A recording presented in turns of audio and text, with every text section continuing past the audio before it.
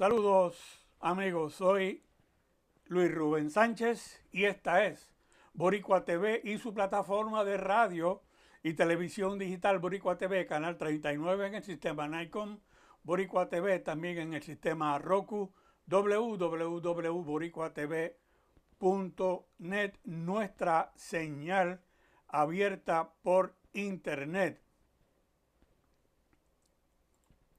Amigos,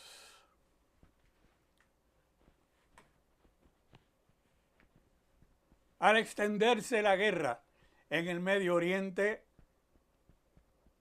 donde se reportan al menos 1.700 en la cifra de muertes y otros 3 millones de desplazados, y peor, aún se amplía territorialmente en el frente de hostilidades a otros países, tanto como a inmigrantes, el costo monetario de la misma, particularmente a Estados Unidos, a escala a millones de dólares. De paso, la guerra ya incluye un nuevo presidente encabezando el gobierno de Irán y a estas fechas considerado ya como blanco de guerra. Igualmente, el conflicto ha ocasionado serias crispaciones en el mundo financiero, tanto como en el mundo energético. Algunos países no se han unido a la guerra, pero sí han respaldado las hostilidades, mientras otros han permanecido neutrales. En nuestro programa Análisis Internacional analizamos hoy nuevas variantes, la expansión territorial del conflicto, tanto como si el abrupto inicio de esta guerra podría ser considerado como un crimen por el cual líderes políticos podrían ser enjuiciados por la Corte Internacional de Justicia. Para analizar el tema, tenemos como invitados a los profesores José Gabriel Martínez Borrás y a su colega Carlos Ernesto Severino Valdés, aquí en Análisis Internacional por Boricua TV, que comienza luego de esta pausa. Regresamos en breve. Racismo en Puerto. Regresamos al plató en compañía de nuestros distinguidos invitados. Profesor Martínez Borrás, saludos, bienvenido a Boricua TV. Profesor Severino, otra vez más, bienvenido a Boricua TV. Amigos, encantado de estar aquí. Oiga, profesor Severino, usted es un experto en geografía y geopolítica internacional. En esta nueva configuración, ¿nos podría dar algunas pinceladas del por qué hace unos años Irán era aliado incondicional de Estados Unidos y ahora país enemigo, y qué origina esta nueva guerra? Sí, gracias y encantado de estar una vez más en este espacio de Boricua TV. Saludos a usted, saludos al colega Martínez Borrás y a toda la radioaudiencia y teleaudiencia que sintoniza este emisor.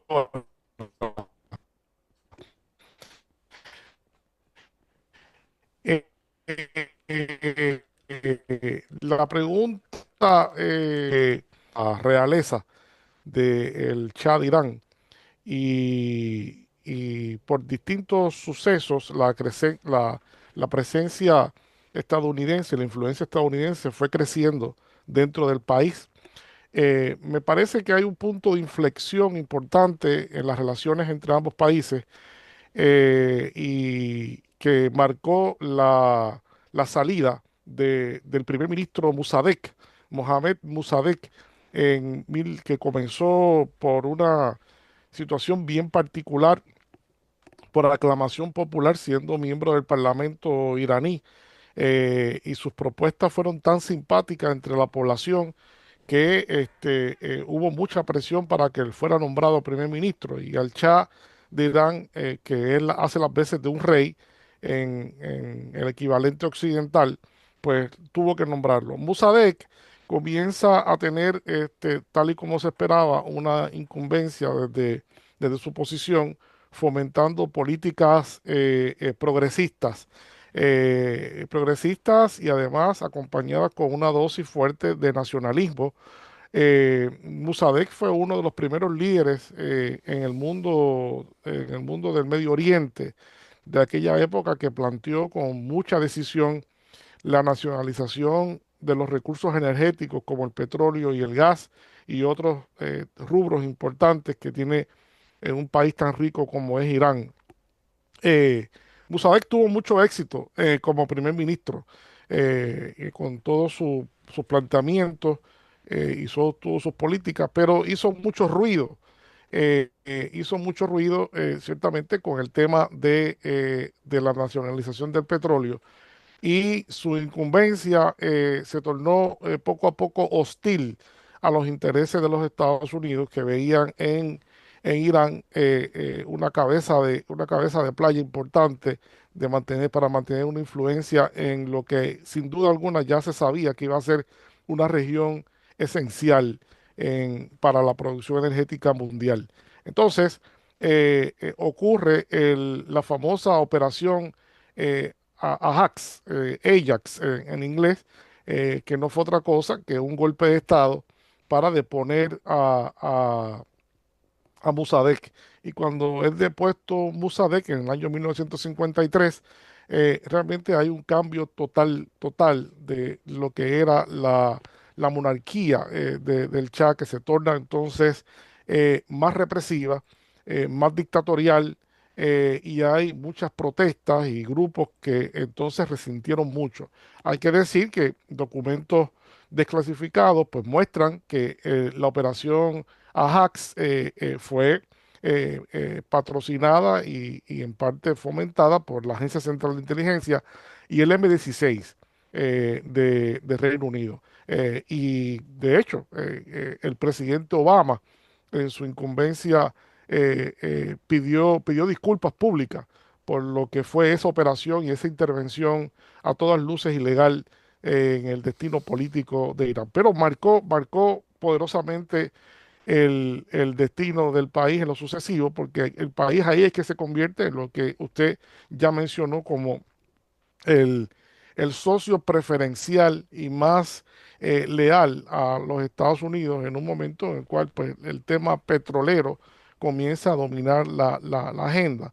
Así que, pero la deposición de Mossadegh y las protestas y la organización popular que hubo en torno a las represiones y todo tipo de cosas, pues conllevó que finalmente eso desembocara en una revolución que depuso al Shah de Irán en el año 1979, y ahí ese año surge la Revolución Islámica de Irán, que es la primera revolución de ese tipo en todo el Medio Oriente.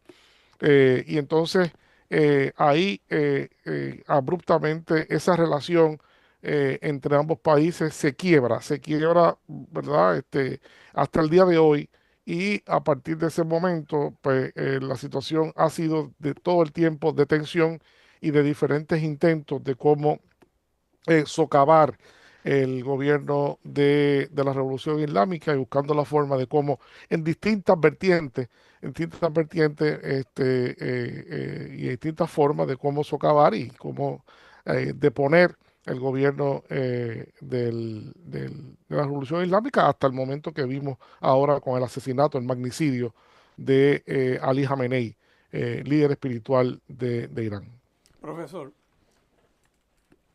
o mejor dicho, estimados invitados, ¿a dónde se ha extendido hoy día y peor, a dónde más podría extenderse esta guerra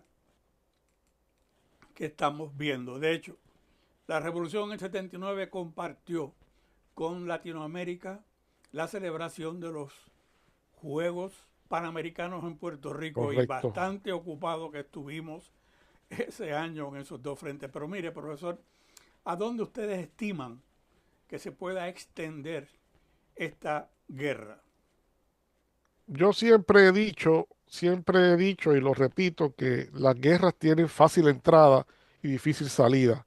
Y esta guerra se inició de una manera también muy poco peculiar. Se inició en medio de una negociación.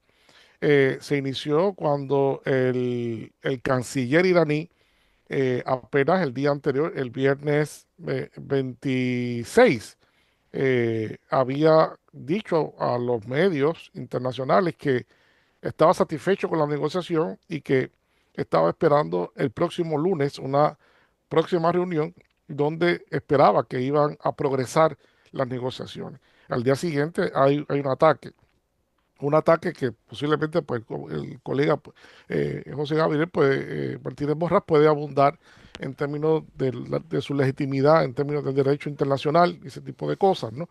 Pero obviamente esta guerra comenzó allí con un plan que nos parece cada día más claro. El plan que había era decapitar el régimen de la Revolución Islámica con el magnicidio del Ayatollah, pensando eh, ciertamente de manera muy errónea, que eso iba a causar una conmoción social que iba a llevar a la gente a las calles a protestar y que grupos desafectos iban a tomar el poder y entonces iban a ser apoyados por Washington y por otras.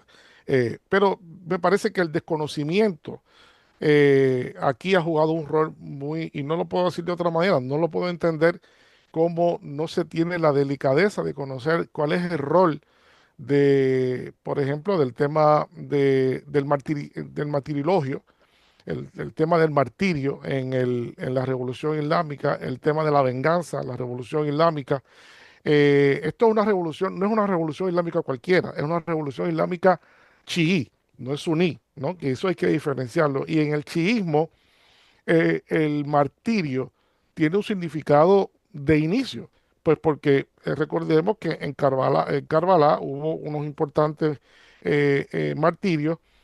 Fátima se martiriza, la hija del profeta Mahoma, luego sus hijos también son martirizados, marcando así una tradición de muerte política a favor de una causa que se mezcla con lo espiritual y con lo político de una manera muy singular desde hace muchísimos años. Y la muerte del Ayatollah, que entiendo que fue un gran error estratégico, y voy a explicar brevemente por qué, para darle también oportunidad al colega que pueda también hacer sus acotaciones, de que me parece que no tomó en consideración que lo que iba a suceder es que los iraníes iban a utilizar la muerte del Ayatollah como una forma de fomentar la cohesión política del sistema iraní. Y así mismo fue, pues porque inmediatamente la narrativa que impusieron los iraníes fue de que el ayatollah había preferido permanecer descubierto. Obviamente él pudo haber estado en algún búnker especial, ¿verdad? Dado su rango y su importancia política, pero él se ha hecho viral la famosa frase que supuestamente él dijo, que para qué él quiere esconderse si él no puede esconder 90 millones de iraníes. Eso fue lo que dijo. Y eso es típico, una frase que alimenta un martirologio fuerte. Ya es lo que ha pasado. Hemos visto ya entonces que en aquel momento, pese a los llamados insistentes y hasta cierto grado imprudentes, tanto de Donald Trump como de Benjamín Netanyahu para una insurrección, tuvieron oídos sordos. No, no sucedió para nada. Así que todo lo contrario, hemos visto un sentido de luto, un sentido de cohesión en el país. El país incluso pudo de inmediato En la guerra de los 12 días, Irán tardó más de 12 horas en poder disparar un misil después que hubo los ataques primero. En este momento no tardaron una hora después de los primeros ataques de la coalición Profesor, estadounidense-israelí. solo para agregar un dato que ejemplifica su pensamiento, algunas 900.000 personas asistieron al velorio del asesinado jefe de Estado iraní. Pero mire, vamos a hacer una pausa y seguida regresamos con el profesor Martínez Borrás. Regresamos en breve.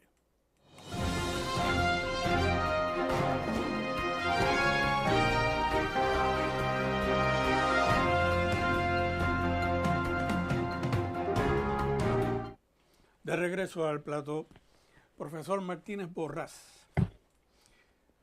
Los informes Sí, periodísticos. bueno, ¿Perdone? gracias por invitarme. Bienvenido, profesor. Los informes periodísticos apuntan a la poca planificación de esta guerra, que por supuesto muestra lo que podría ser un magnicidio.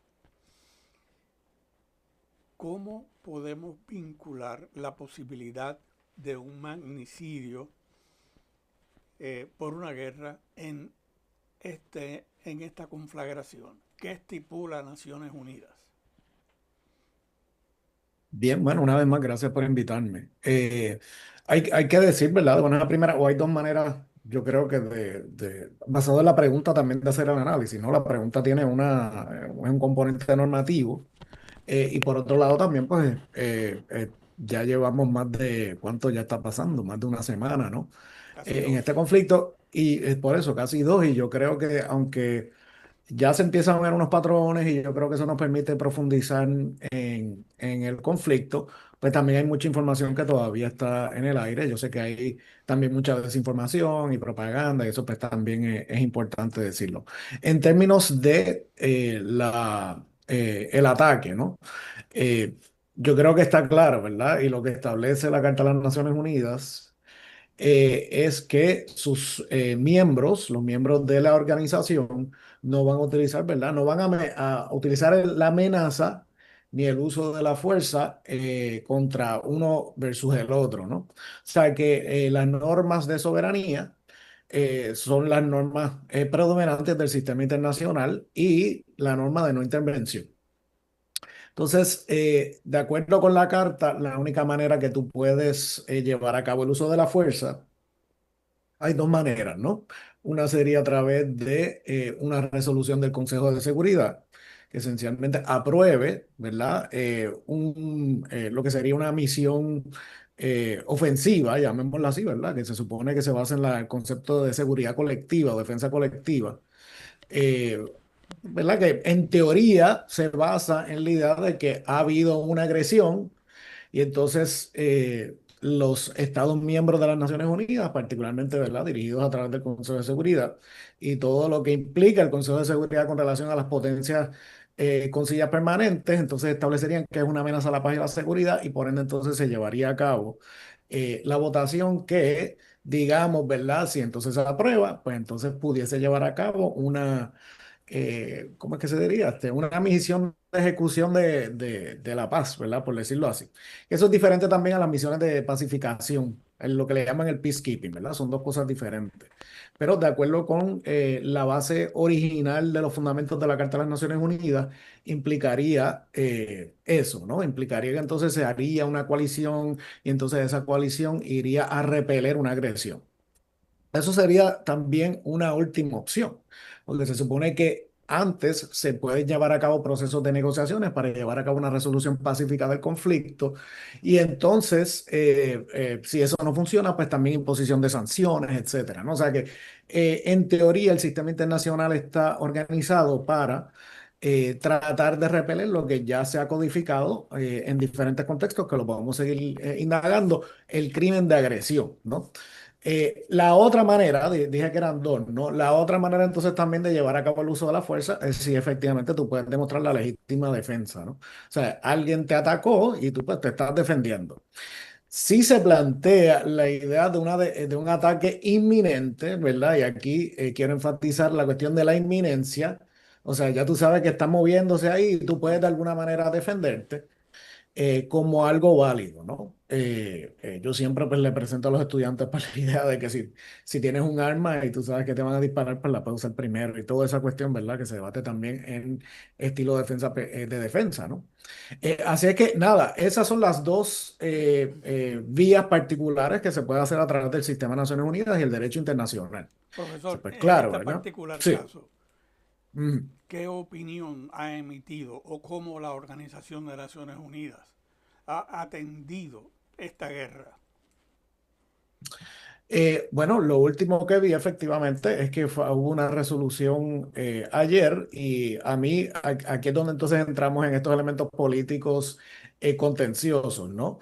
A mí me parece, ¿verdad? Que dado que no había una aprobación de parte del Consejo de Seguridad y que me parece que quien inició los ataques claramente, pues entonces fue Estados Unidos e Israel, pues que evidentemente eso implica que hubo una agresión contra la República Islámica de Irán.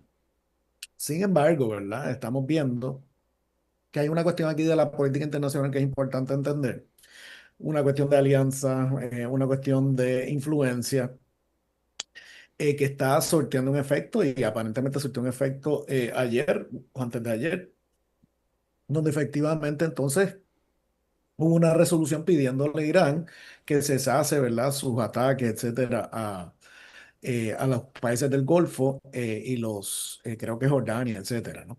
Así que a mí no me sorprende, ¿verdad? Porque en ese sentido hemos visto que hay, si entendemos elementos de la política internacional, que a raíz, ¿verdad?, de esas alianzas y esos intereses, pues evidentemente se ha llevado aquí una votación que a mí me parece que no presenta el hecho de que hubo una agresión original y efectivamente Irán se está defendiendo. Claro, ¿verdad? Y es importante decirlo, hay también, o sea, además del inicio de un conflicto, que es lo que he estado explicando, también hay unas normas que regulan entonces la actividad bélica durante el conflicto, ¿verdad? El primero sería el jus ad bellum, qué inicia, ¿verdad? ¿Cuál es la norma que regulan el inicio de un conflicto? Y por el otro lado, entonces tienes el jus in bellum, que sería entonces las normas que regulan el conflicto, ¿verdad? Las acciones ya cuando el conflicto está dando, ¿verdad? O sea, cuáles son los objetivos legítimos en un conflicto, ¿verdad? Que se reconoce, ¿no? Tú puedes, pues, por ejemplo, ¿verdad? Por presentar una manera sencilla, pues entonces atacar objetivos militares, ¿verdad? Que entonces en teoría pudiesen llevar a la resolución o al fin del conflicto con mayor anticipación. Entonces, si basado también en lo que explicó el doctor Severino, ¿verdad? Lo primero que tienes entonces es un magnicidio y no olvidemos que también lo que hubo fue otros ataques a objetivos civiles, ¿no? Se dio y yo entiendo que la prensa occidental no ha enfatizado el ataque que hubo a la escuela de más de 150 niñas. Sí, el New York Times Eh, cubre ese la ángulo, cubrió.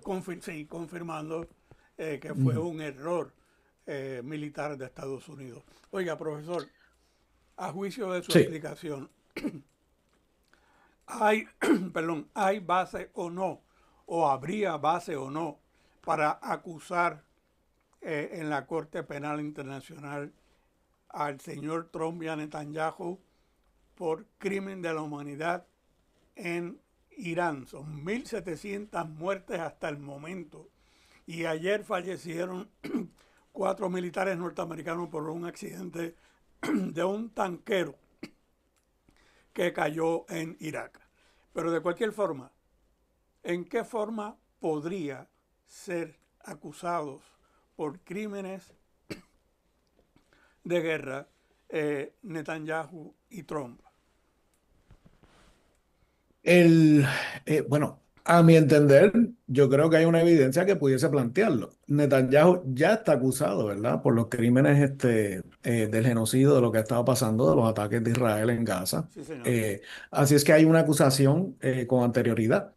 Eh, ¿verdad? El debate gira realmente alrededor de qué hace que la Corte Internacional de Justicia realmente pues, pueda ejercer, ¿verdad?, su misión. ¿no? Y la misión es, evidentemente, y aquí hay un elemento también que es importante mencionar con relación al derecho internacional, cómo estas normas internacionales también han evolucionado para no solamente reconocer, ¿verdad?, la responsabilidad de los estados ante lo que sería una agresión, etcétera, sino los crímenes individuales, ¿no? Y entonces el Tribunal Penal Internacional plantea esencialmente cuatro crímenes específicos que son los que juzga: crímenes de guerra, crímenes de lesa humanidad, genocidio y agresión. Así es que ¿verdad? Basado entonces, lo que pudiésemos ver ha sido la historia efectivamente de tribunales penales, donde se han ido conformando a través de los años de manera ad hoc, ¿no? El primero, pues, por ejemplo, que fue sumamente influyente en este proceso, pues fue el de Nuremberg, ¿no? Ujú. Nuremberg realmente es el que establece la necesidad de la penalidad con relación a este tipo de crímenes, ¿no? Luego se van creando otros tribunales ad hoc, como fue el Tribunal de Yugoslavia, como fue el Tribunal de Ruanda, entre otros también, que son regionales, etcétera. Esos dos, particularmente el de Yugoslavia y el de Ruanda, fueron creados a raíz de una resolución del Consejo de Seguridad de las Naciones Unidas. Y por ende, yo creo que para ponerlo en contexto de largo plazo, la medida en que se fue negociando, ¿verdad?, por toda una serie de estados, la creación de un Tribunal Penal Internacional, ¿verdad? Recordemos que estas negociaciones también pues tardan mucho tiempo, se van estableciendo todos estos otros tribunales y finalmente ya para el año 2000 y pico, pues entonces comienza, ¿verdad?, las funciones del Tribunal Penal Internacional.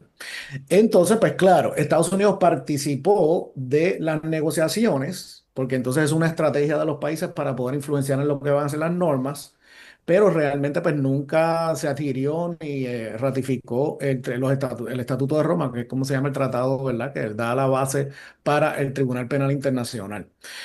Así es que sabemos, ¿verdad?, que el Tribunal Penal pues se ha dedicado esencialmente a poder tener jurisdicción en aquellos estados que han firmado su estatuto y que reconocen esa jurisdicción. Oiga, profesor, Y sí, eh, disculpe que lo interrumpa, es que me viene a la mente que cada vez que hay una amenaza contra el presidente Trump, actúa la CIA, el FBI y todo el Poder Judicial norteamericano. Hoy es 4 días antes de nosotros grabar, el presidente Trump ya vinculó y anunció que el nuevo presidente de Irán era objeto de un atentado contra él. O sea, lo identificó como blanco de guerra. Lo que quiere decir es que en cualquier momento pues, ujú, termina su sí, vida. puede haber un ataque, claro, sí, sí. O sea, los ataques se están dando ya, ¿no? Sí, No, definitivamente, o sea, tú no puedes atacar un país porque no te gusta su gobierno, ni puedes entonces también amenazar a los líderes. Ya pues expliqué que efectivamente la amenaza o el uso de la fuerza es ilegal en ese contexto, ¿no? Pues claro, ¿verdad? Que hay una realidad de la política de poder. Estados Unidos no está dispuesto a aceptar tribunales internacionales juzgando a ciudadanos norteamericanos y por ende pues ha hecho toda una campaña y particularmente ahora con la administración Trump ha sido muy fuerte en términos de inclusive sancionar. Ya había una ley anterior doméstica en los Estados Unidos que proponía que si algún estadounidense era arrestado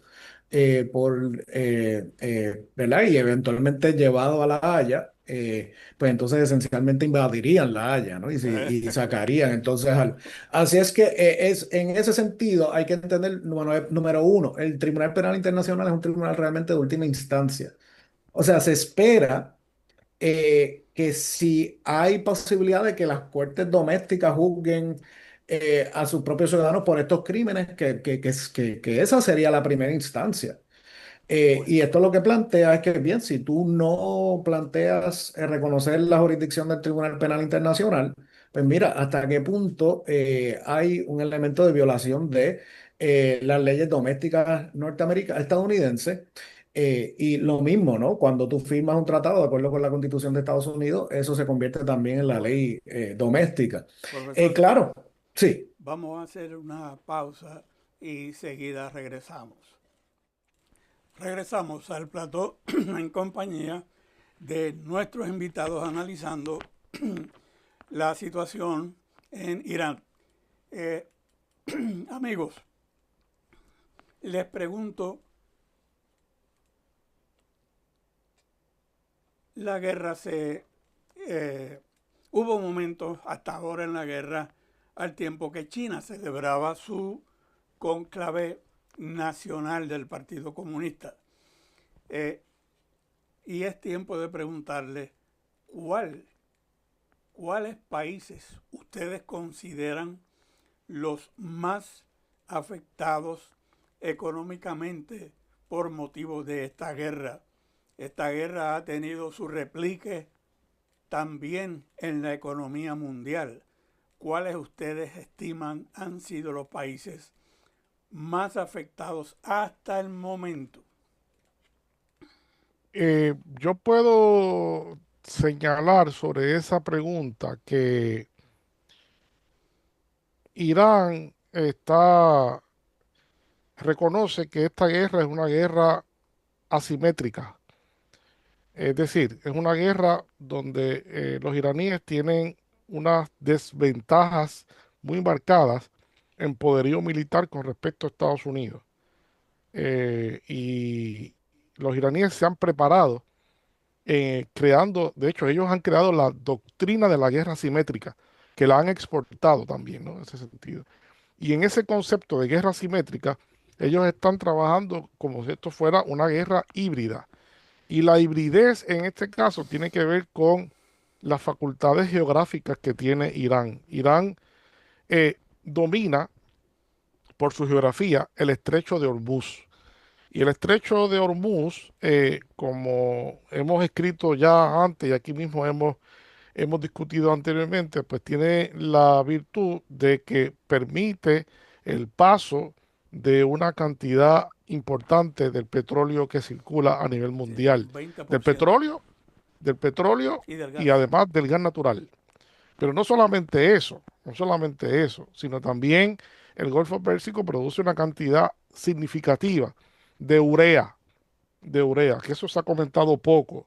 La urea es un derivado del petróleo que se utiliza para confeccionar fertilizantes nitrogenados, que son de los más cotizados en el mundo. La producción de urea se ha detenido, como también se ha ido deteniendo o ralentizando la producción de petróleo y se ha ido ralentizando la producción eh, peor que el petróleo, del gas, porque la gran compañía catarí de producción de gas cesó operaciones y según expertos, eso volverla a poner a funcionamiento tarda meses. De hecho, por eso es que el precio del gas a nivel mundial ha aumentado ya al 40% y se ha sostenido en 40%, mientras que el petróleo inicialmente hubo ciertamente un grado de maniobra que no ha sido bien reseñado, pero hubo un grado de maniobra para tratar de tranquilizar los mercados inicialmente, con la, ¿verdad? Con la perspectiva de que el conflicto iba a ser un conflicto corto. Y posteriormente los mercados fueron repuntando hasta que el precio llegó hasta $120 el barril de petróleo. Luego bajó al día siguiente cuando el presidente Trump dijo que la guerra ya había terminado, ¿no? Que, ¿verdad? Básicamente fue un mensaje falso, pero era dirigido ciertamente a tranquilizar el mercado momentáneamente. Hay que decir, antes de contestar concretamente su pregunta, que múltiples países apoyados por la Agencia Internacional de Energía han estado ya movilizando sus reservas estratégicas y la están poniendo en circulación. Y al poner ¿verdad? Esas reservas estratégicas, pues también han logrado momentáneamente reducir el impacto y tranquilizar hasta alguna manera los mercados, pero eso no va a tener un efecto muy prolongado si la guerra continúa, y eso es claro. La pregunta es, ¿qué países han sido mayormente afectados? Pues mire, de inmediato, la producción de petróleo y de gas natural en gran medida del Golfo Pérsico va mayormente hacia Asia Oriental, específicamente a China, pero no solamente China como mucha gente piensa, que esto es un asunto de que nunca se iba a cerrar el estrecho de Hormuz porque esto afecta a China. Eso no es correcto. Afecta algo a China, pero los mayores importadores de petróleo del Golfo Pérsico son aliados de Estados Unidos importantes como son Corea del Sur y Japón. Esos son los principales. Luego le sigue la India y casi empate con la India está China en un cuarto lugar y luego una serie de países. Pero en la dinámica del mercado petrolero, hay que decir lo siguiente, el mercado petrolero es un mercado por excelencia de especulación. Es decir, cuando hay algún tipo de crispación, algún tipo de evento como el que estamos aquí, algunas personas van a comprar petróleo que no necesitan para luego venderlo cuando aumente el precio. Y eso es lo que ha estado pasando también. Eh, Y eso es lo que va a suceder. Ya hay una disrupción en el mercado petrolero internacional. Nuevamente la India ha comenzado a comprar petróleo ruso. En gran medida se puede decir que se puede hablar de países afectados, pero se puede hablar de un país que está tremendamente beneficiado con todo eso, que es Rusia, porque Rusia está sirviendo de suplir, ¿verdad? Suplir petróleo al déficit que está causando la disminución de, de la circulación de petróleo del Golfo Pérsico. Y hay que decir además que es importante que la llamada que hizo el presidente no era una llamada sorpresiva. Eh, Fuentes cercanas a la llamada aseguran que tuvo que ver con pedirle a los rusos que ayudaran particularmente a evitar que el precio del petróleo se catapulte a unos precios que vayan a afectar la economía estadounidense a cambio de unas licencias que ya se han otorgado a Rusia para que pueda seguir vendiendo el petróleo sin las sanciones que el presidente Trump había impuesto. amigos, una pregunta estratégica. ¿Por qué, número uno, por qué Irán ataca a otros países?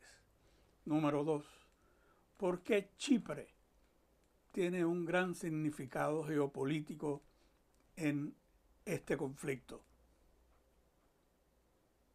Bueno, yo creo que Irán ataca a otros países porque Irán había dicho claramente y lo había advertido consistentemente de que todos los países que permitieran su uso de su espacio aéreo o de su territorialidad para atacar a Irán iban a ser blanco de ataque. Eso lo había dicho claramente, eso lo leímos consistentemente Claro. muchísimo tiempo. Y lo que sucedió fue precisamente eso, que a pesar de que algunos países excluyeron su espacio aéreo para que no sobrevolaran, sí son países que tienen instalaciones importantes del ejército de Estados Unidos, bases que existen en esos lugares que han sido vulnerables. Hay que decir, porque, y esto hay que explicarlo bien, porque hay tres narrativas en torno a este conflicto. Ahora mismo hay tres narrativas. Yo en mi investigación he identificado tres narrativas. Una narrativa de lo que está pasando y de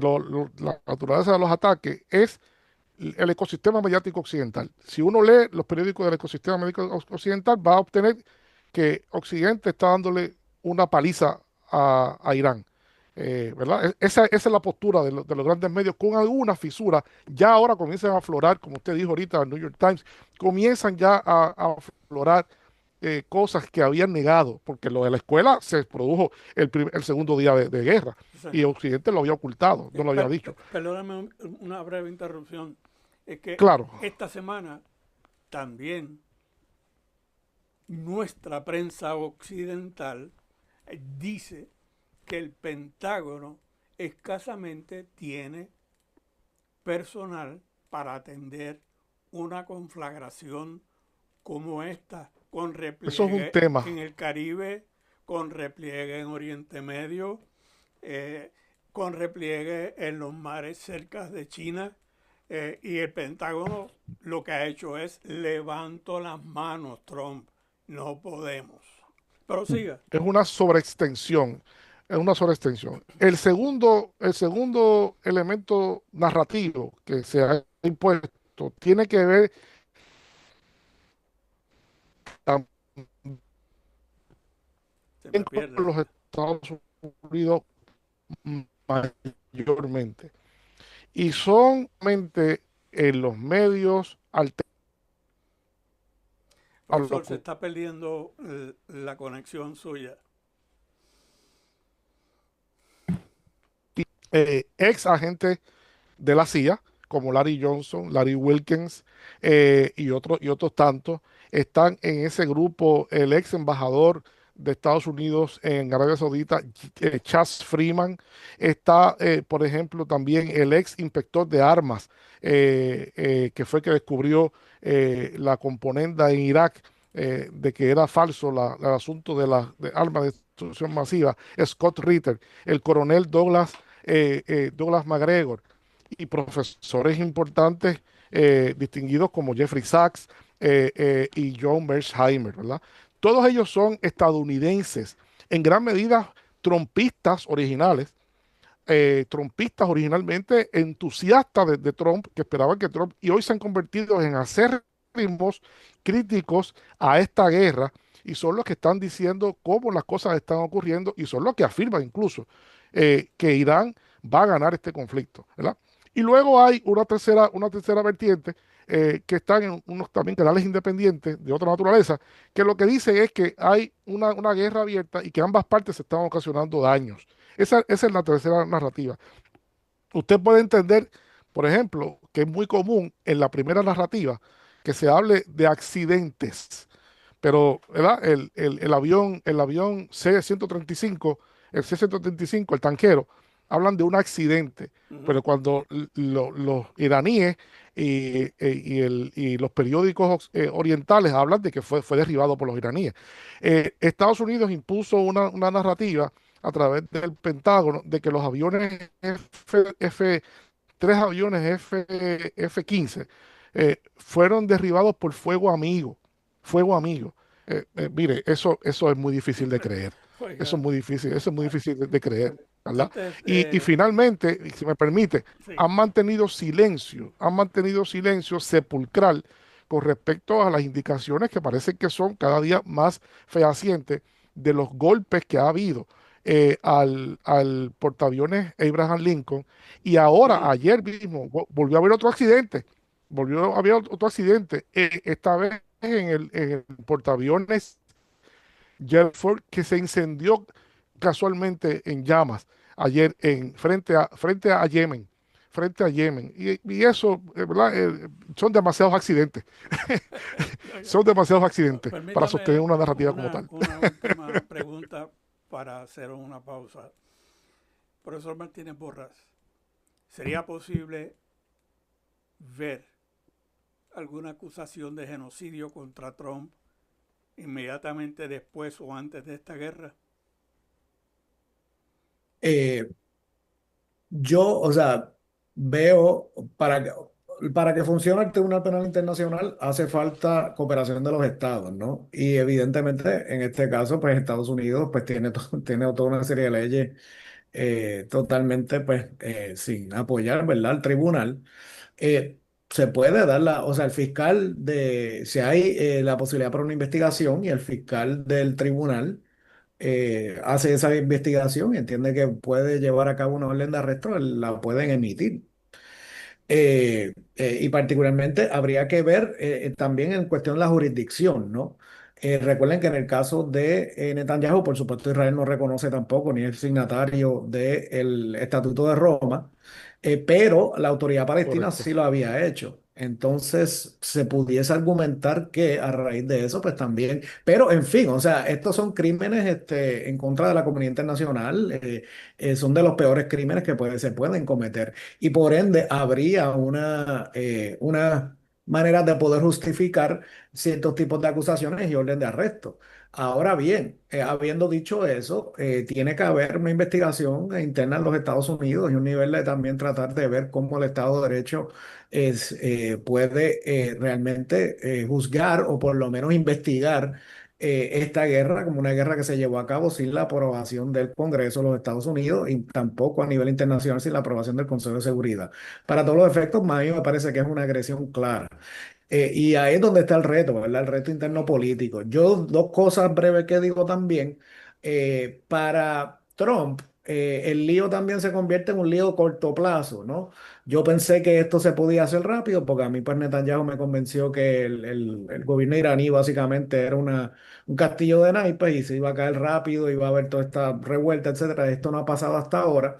Pero número dos, o sea, tengo que tratar de solucionar esto rápido porque evidentemente esto va a tener un impacto político en su administración. Hay gente que dice que ya para todos los efectos termina la administración Trump, siempre y cuando, ¿verdad? No, estos rumores de la cancelación de las elecciones no se lleven a cabo.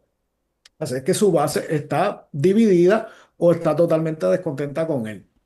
Así que es una crisis política para la administración Trump. A largo plazo, el problema yo creo que para Irán es cuánto dura realmente el conflicto y lo que esto implica ya de aquí en adelante, ¿no? Y yo me temo que una situación similar a la de Siria se pueda estar llevando a cabo, o sea, realmente después de años de sanciones y ahora ya directamente conflicto directo o conflicto cinético, ¿verdad? Como se diría, o sea, pudiésemos ver entonces un intento a corto y a largo plazo de fomentar conflicto interno en Irán que hasta ahora no ha funcionado por diferentes razones y entonces que esto eventualmente lleve a una especie de desarticulación del Estado iraní, que para mí realmente es una de las metas aquí. O sea, la meta a Bueno, corto plazo era un cambio de régimen y sí. la meta a largo plazo es la balcanización de Irán.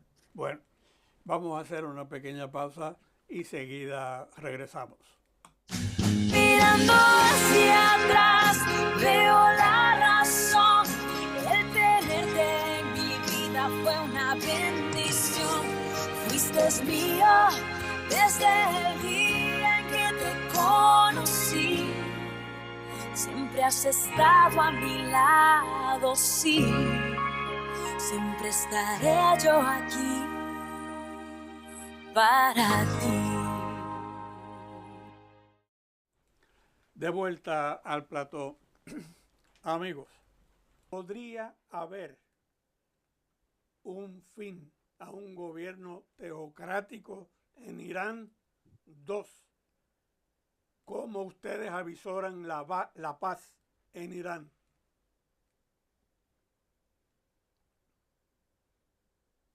Bueno, eso va a depender mucho de lo que suceda en el campo de batalla. Es obvio que Irán va a promover que el conflicto se prolongue. Irán está preparado para una guerra de desgaste y una guerra de desgaste perjudica a Estados Unidos. Perjudica a Estados Unidos e Irán no necesita, déjame aclarar esto, Irán no necesita de una victoria militar para ganar el conflicto. De hecho, no lo puede hacer. Irán no puede vencer militarmente, eso es obvio. Pero sí se sabe que hay distintos países que han logrado victorias que, sin ser victorias militares, han logrado derrotar a los Estados Unidos, desde Vietnam para acá, ¿no? Se ve como una gestión derrotada, la gestión en Irak, se vio como una gestión derrotada en Afganistán, y por supuesto, el propio caso de Vietnam. Este caso va por la misma. Yo creo que no se cometió otro error grande de eh, subestimar la capacidad de fuego iraní. Se subestimó. Irán no es una superpotencia militar, pero ha puesto todos los huevos en una sola canasta. Es en el desarrollo sofisticado de drones, donde tiene un liderato a nivel mundial, y en el desarrollo sofisticado de misiles, particularmente de unos misiles hipersónicos que no tienen paralelo en Occidente, no tienen paralelo en Occidente, que pueden viajar a velocidades de 10, 15 veces la velocidad del sonido. Eso es más 15, más 10, los más y los nuevos. Se dice por parte de los propios expertos desafectos de Trump que hablan en los medios, los he seguido detenidamente, se habla de que hasta ahora Irán solamente ha usado su inventario más antiguo y apenas ha utilizado su nuevo inventario, porque aquí el problema es que mientras Irán pone sobre el aire unos misiles y prácticamente unos drones que lo que cuestan es $25,000 cada uno. Estados Unidos e Israel tienen que mover interceptores que cuestan 3 y 4 millones cada uno y cuya producción es pírrica. Y ahí aparenta haber también un desfase importante que hay que seguir en este conflicto. A resumidas cuentas, yo creo que la prolongación del conflicto, el tiempo favorece a Irán y un empantanamiento del conflicto no le conviene a Trump y Trump va a buscar la manera de cómo. Pero si busca la manera en estos momentos de una tregua, la tregua no va a ser como las treguas que hace Donald Trump usualmente hasta ahora, sin contenido. Los iraníes, de hecho, ya el líder supremo ha dicho claramente que hay tres precondiciones fundamentales para un proceso de alto el fuego. O sea, no va a haber alto el fuego sin negociaciones. Eso ya lo podemos dejar claro. Número uno, el reconocimiento pleno de los derechos de Irán, dijo ayer.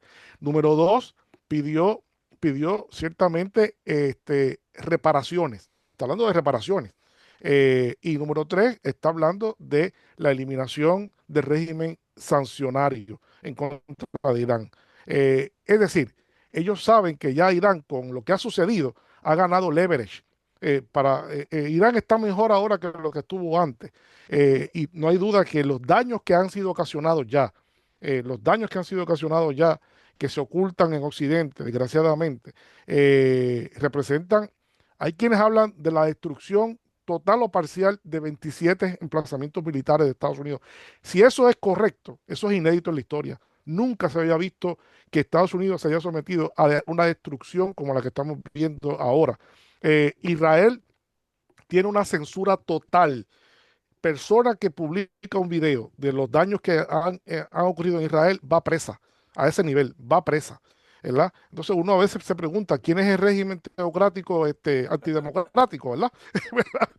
Uno se hace esa pregunta. Oiga, Pero mire, esos son elementos importantes que haber, y no me gustaría dejar, sin ánimo de no dejarle una oportunidad, por supuesto, al amigo José Gabriel, pero creo que es importante esto y es un ángulo que debemos estudiar en otro momento.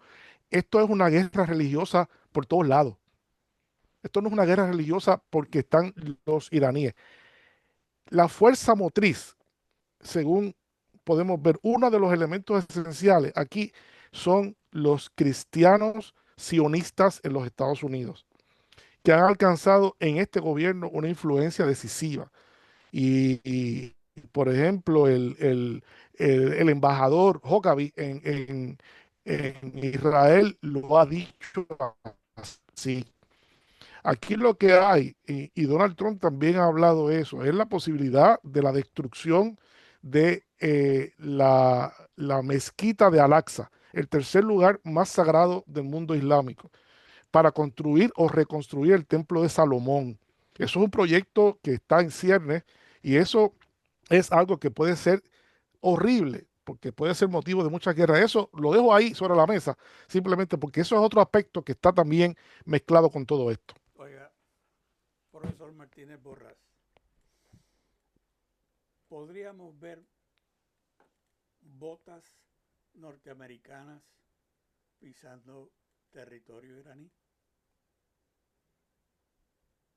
Bueno, yo creo que sí. De buenas a primeras, obviamente, la movilización de tropas para una invasión ya, ¿verdad? Con infantería, tropas, etcétera, pues llevaría tiempo, ¿no? Llevaría tiempo. Hay gente que dice que sería bueno que para los estadounidenses vuelva toda esta cuestión de la conscripción, porque entonces implicaría que la ciudadanía estaría entonces más activa en las manifestaciones antiguerra, ¿verdad? Como lo fue en ese caso en Vietnam. No, ¿verdad? Yo, por supuesto, no apoyaría ningún tipo de conscripción, pero lo que quiero decir es que en la medida en que hay y hay que decirlo así, ¿verdad? Que la clase trabajadora estadounidense entonces es expuesta en grandes rasgos a tener que pelear una guerra por la cual evidentemente no hay un apoyo en los Estados Unidos. Se está hablando de, de que Irán quiere hacer estos ataques en los Estados Unidos, lo que a mí me parece que es un intento de manipulación de la información y de una posible falsa bandera, ¿no? Así que hay que estar muy pendiente de eso. Otra cosa que se viene hablando es cómo puede Trump declarar una victoria rápida, decir, bueno, ya yo asesiné al ayatollah. Y entonces, pues, ¿qué otras cosas hice para entonces de alguna manera comenzar un proceso de retirada a raíz del impacto que esto va a seguir teniendo en la economía global? No olvidemos el impacto de la posibilidad del desenlace de algunos de estos regímenes del Golfo, ¿verdad? Que son esencialmente dictaduras y que han tenido una relación intrínseca con todo este tema del petrodólar ya a través de muchos años y la inversión de esos petrodólares en Estados Unidos, en las acciones, en Wall Street, etcétera.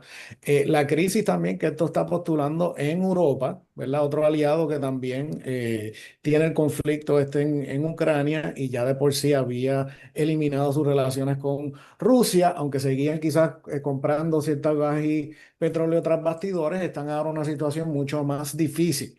O sea que el impacto realmente aquí donde los iraníes pues tienen esta guerra simétrica que entiendo yo fue desarrollada por el ex general Soleimani, que fue asesinado en el 2019, que fue una figura fundamental en poder ir desarrollando estas ideas de la guerra simétrica que se están implementando hoy y con las alianzas regionales. Para terminar con esa idea, es que una de las cosas que se está mencionando es que para que Trump pueda de alguna manera irse retirando y declarar algún tipo de victoria pírrica o fatula, no sé, es unos comandos especializados estadounidenses que entren entonces a Irán y puedan entonces extraer el uranio enriquecido. Eso, por supuesto, que es casi una misión imposible en el sentido de que primero tendrían, o sea, la inteligencia tendría que ser muy buena con relación a dónde está en este país, que es inmenso con unas grandes montañas, etcétera, y con toda una serie de túneles que ellos han ido organizando a través de más de 20 años para prepararse para este conflicto. Y entonces ver si efectivamente cuando lleguen al sitio para poder extraer el uranio es de manera líquida, etcétera. O sea que no, para todos los efectos es imposible simplemente retirar de esa manera. O sea que lo que le estoy diciendo en otras palabras es que a mí me parece que de inmediato, José, ajá. eso es la euforia venezolana. Ah, es correcto, ¿verdad? Yo creo que Trump, a raíz de este ataque que hizo a Venezuela y que fue algo rápido, etcétera, ¿verdad? Que yo creo que es otro tema que hay Claro, que claro. hay que darle seguimiento, ¿no? Inclusive también al tema de Cuba, que entiendo que hay unas conversaciones importantes que se están dando con el gobierno, pero el problema es que quién cree en negociaciones con la administración Trump y ¿cómo se diría? La desacreditación realmente de los Estados Unidos como una fuerza de negociación diplomática de buena fe. Estos dos ataques que se dieron el año pasado de la Guerra de los 12 días y ahora también fue lo mismo, en medio de negociaciones se comete el crimen de perfidia donde buena voluntad yo negocio contigo, entonces tú me atacas, ¿no? Y entonces evidentemente eso tiene un impacto en la reputación de los Estados Unidos y en la capacidad de creer en las negociaciones como negociaciones de buena fe. Así es que hay una crisis, no les puedo decir exactamente cuánto va a durar. Conviene que de alguna manera Trump se vaya retirando, pero no puede entonces declarar la derrota y evidentemente yo creo que esto también va a causar unos conflictos internos en los Estados Unidos, que en mi opinión lleva ya muchos años en una crisis política seria. Así es que si estamos hablando de la posibilidad de una sobreextensión imperial, yo creo que aquí se están viendo esas fisuras de estas estructuras que simplemente no dieron abasto ante la guerra asimétrica y un gobierno estadounidense que tiene unos problemas internos serios. Yo creo que se percibe hoy un día que también es un gobierno sumamente corrupto y que en términos de su base industrial simplemente no ha podido manejar esta nueva revolución en asuntos militares, que efectivamente, como muy bien mencionó el doctor Severino, es asimétrica y dado por las condiciones geográficas, Irán ha podido entonces hasta el día de hoy resistir. Ya va a ver qué pasa entonces, yo creo que en las próximas semanas. Y si estamos hablando de esto en diciembre, probablemente vamos a estar en una situación económica global bastante difícil. Profesor Martínez A Porras. mí me preocupa complementando lo que ha dicho el profesor, me preocupa algo, si me permite, me preocupa el tema de la posibilidad de uso de armamento nuclear en este conflicto. Me preocupa. Para Israel esto puede tornarse, como ya lo es, una guerra existencial, existencial. Y está la famosa opción Sansón, ¿verdad? Siempre está sobre la mesa la opción Sansón de que si existe la posibilidad de que Israel pueda ser derrotado y la situación en Israel, según fuentes no occidentales, no anda bien, ha sido fuertemente afectado por los bombardeos en este escenario y es complicado. Bueno, profesor Martínez Borras, profesor Severino Valdés, le doy las más expresivas gracias por comparecer hoy a este interesante programa. El tema de Cuba es asignatura pendiente. Negociaremos hora y día para grabar ese tema. Mientras tanto, le doy las más expresivas gracias por haber comparecido hoy. Hasta la próxima, amigos. Éxitos.